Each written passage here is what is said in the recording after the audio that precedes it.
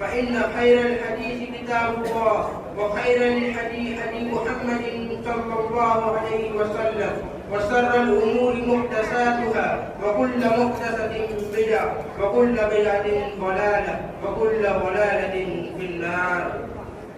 قال الله تعالى: أعوذ بالله من الشيطان الرجيم بسم الله الرحمن الرحيم.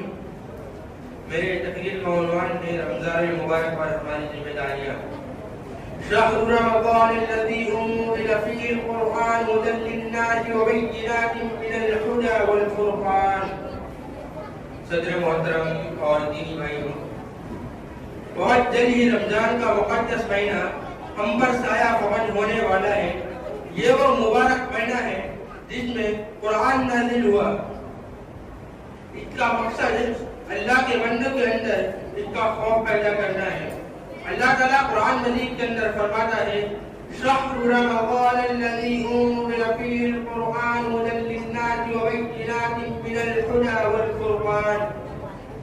رمضان کا مہینہ ہی وہ مہینہ ہے جس میں قرآن نازل ہوا جو لوگوں کے لیے ہدایت اور فرقان یعنی حق و باطل کے درمیان فرق کرنے والی روشن نشانیاں رکھتا ہے. اس مقدس مہینے کی ایک مخصوص عبادت، اس کا نام روزہ، اس کا مقصد اللہ کے بندوں کے اندر اس کا خوف پیدا کرنا ہے. فرمان الہی: یا ایھا الذین آمنوا کتب علیکم الصیام کما کتب علی الذین من قبلکم لعلکم تتقون.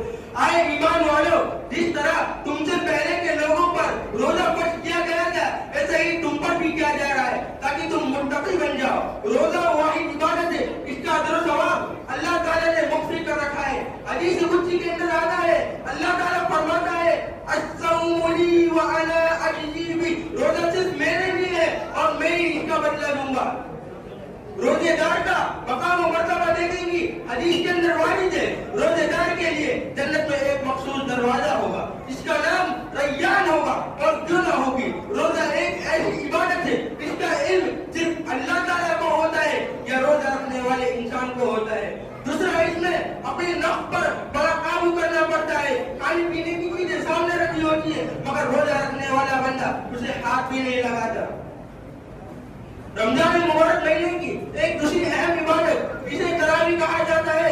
دراصل اسے عام دنوں میں تہجد کے نام سے تعبیر کیا جاتا ہے. اس نماز کو رمضان کے اول شب میں پڑھا جاتا ہے تاکہ اس میں زیادہ سے زیادہ لوگ شریک ہو جائے. اس کا اجر و ثواب بیان کرتے ہوئے نبی کریم صلی اللہ علیہ وسلم فرماتے ہیں: من قام رمضان ایمانا واحتسابا غفر له ما تقدم من ذنبه. جو آدمی ایمان اور ثواب کی نیت کے ساتھ رمضان مبارک مہینے میں قیام اللیل یعنی تراویح پڑھتا ہے تو اس کے اگلے گناہ معاف کر دیے جاتے ہیں. میرے بھائیوں، رمضان مبارک کے مہینے میں کیونکہ قرآن مجید کا اس دنیا میں نزول ہوا، اس لیے ہمیں زیادہ سے زیادہ قرآن پاک کی تلاوت کا اہتمام کرنا چاہیے. ام المؤمنین جناب عائشہ صدیقہ رضی اللہ عنہا ارشاد فرماتی ہے کہ جب رمضان کا آخری عشرہ آتا تو نبی کریم صلی اللہ علیہ وسلم رمضان میں حضرت جبرائیل علیہ السلام کے ساتھ قرآن کا دور کرتے تھے اور آخری سال آپ نے 2 بار دور فرمایا. رمضان المبارک مہینے کی آخری عشرہ کو بالخصوص ہمیں عبادت کے لیے مخصوص کرنا چاہیے.